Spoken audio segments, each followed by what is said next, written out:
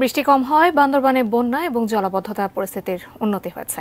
আশ্রয় কেন্দ্রগুলো থেকে লোকালয়ে ফিরতে শুরু করেছে মানুষ। বিস্তারিত জানাচ্ছেন প্রতিনিধি মিনারুল হক।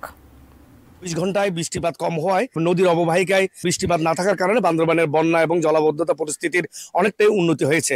গতকালও যেখানে বিপদসীমার কাছাকাছি বান্দরবানের সাঙ্গু এবং মাতামুহুরী নদী ছিল, সেটি এখন অনেক প্রায় 10 ফুটের মতো পানি কমে যাওয়ায় নিম্নাঞ্চল থেকে পানি নেমে গিয়েছে এবং বিশেষ করে বান্দরবানের সাথে রুমা থানসির যে যোগাযোগ ব্যবস্থা বন্ধ ছিল তারও উন্নতি হয়েছে এবং বিভিন্ন জায়গায় যে পাহাড় ধসে পড়েছিল সড়কে, সেখান থেকে সেনাবাহিনীর প্রকৌশল বিভাগ এবং সড়ক জনপদ তারা মাটিগুলো সরিয়ে নেওয়ায় সব জায়গায় এখন চলাচল স্বাভাবিক হয়েছে।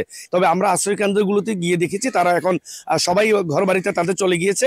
যে যারা ক্ষতিগ্রস্ত হয়েছে বন্যা এবং পাহাড় ধসে, তাদেরকে প্রশাসন, পৌরসভা এবং ইউনিয়ন পরিষদের পক্ষ থেকে খাদ্য সহায়তা সহ আর্থিক সহায়তা ইতিমধ্যে দেওয়া হয়েছে।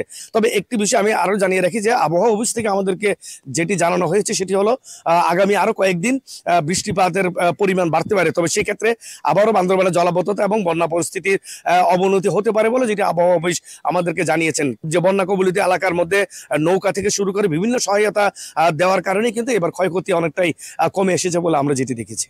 এটি ছিল আমার কাছে বন্যা পরিস্থিতির সর্বশেষ তথ্য।